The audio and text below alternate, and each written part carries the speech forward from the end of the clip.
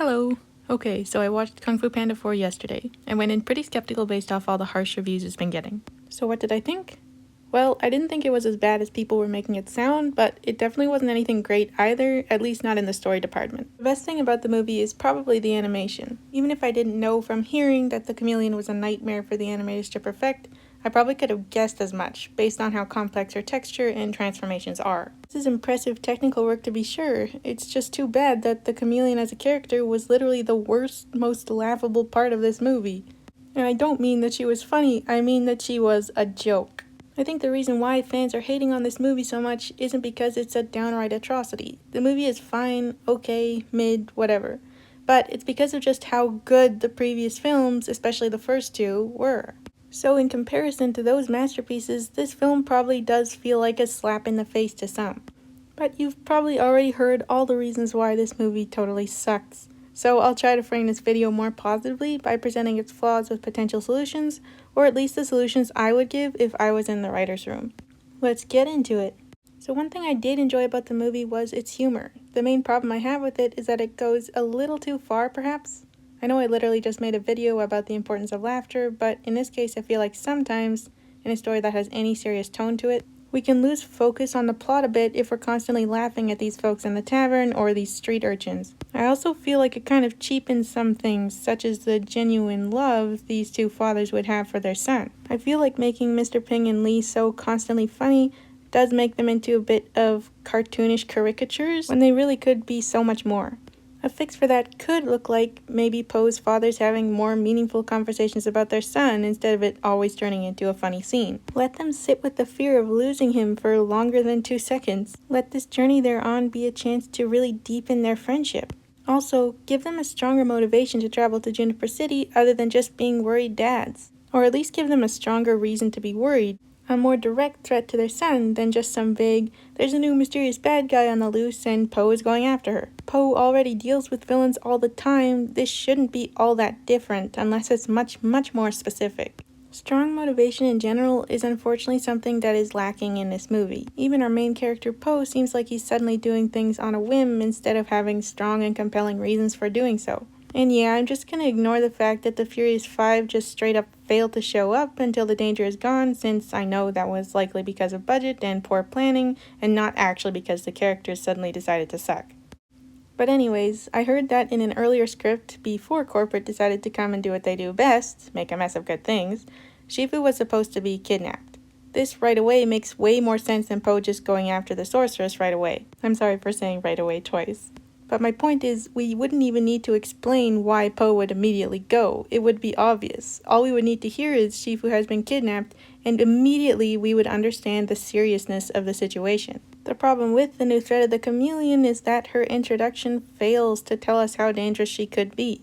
It's way too vague, so we struggle to care when Poe and Jen go after her. I will say that the chameleon's introduction, aside from that scene where she pretends to be Tai Lung at the beginning, this scene is straight up terrible, I will say that. And this is not just because previous villains like Tai Lung and Shen were so terrifying. This scene is just plain stupid. These criminal bosses are just talking about her vaguely. I guess she demands tribute from them. Okay, or what? What if they don't? Well, the way this scene answers that question is by having the chameleon just push one of them down the stairs. You are one pathetic loser. This is not something a supervillain would do. This is something a bully would do. So is the chameleon just a bully? Well, the movie doesn't actually seem clear on that, so this is why I can't take her seriously at all. A very easy way to improve this scene alone is to just have the chameleon straight up kill the guy instead of pushing him.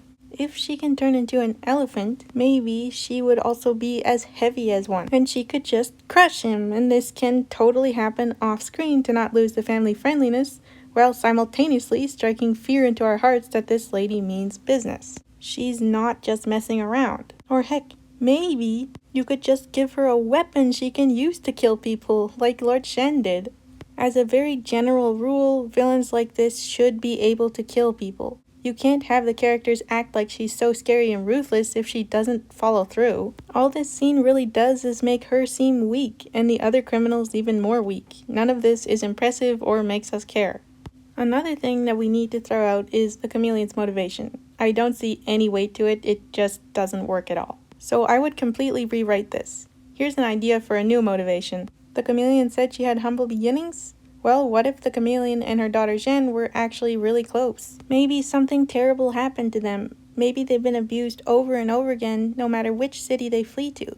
And because of this, the chameleon really hates the world. Maybe she wants to take over all these cities as revenge for what they did to her family, and now she wants to rule over them so she and her daughter can finally have the lives that they should have had.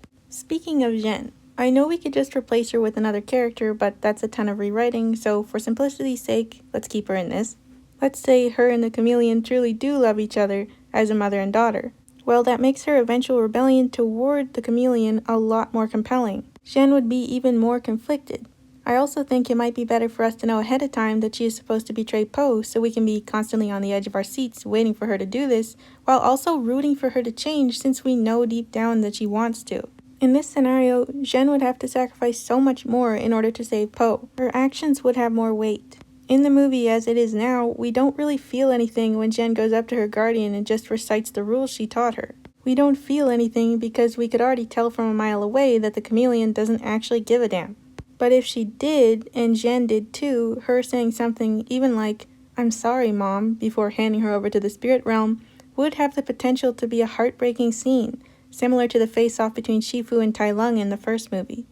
The last thing we really need to fix is Po, his motivation aside since I already mentioned it earlier. The movie tells us that he needs to become the spiritual leader of the valley and find a successor. That's fine.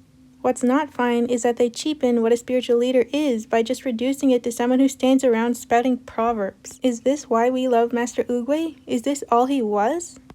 I don't know. I think not. So for the love of Pete, let's dive deeper into what being a spiritual leader means and what that looks like for Po as an individual. Maybe he needs to conduct ceremonies, be a judge or someone people come to when they need answers or a decision, an advisor in war, and let us see Po really struggle with the weight of this burden. This movie absolutely fails to show us this. And then, after Jen has proven how strong she really is by overcoming, Po will choose her as his successor, not out of pity or vague destiny like it comes across in the movie, but because we will know without a doubt that she has earned it. Maybe a way to make this even more rewarding is to have the universe tell Po beforehand that Jen is to be his successor, and have him questioning this for the whole movie up until the end, just like Shifu did when Oogway chose him in the first movie.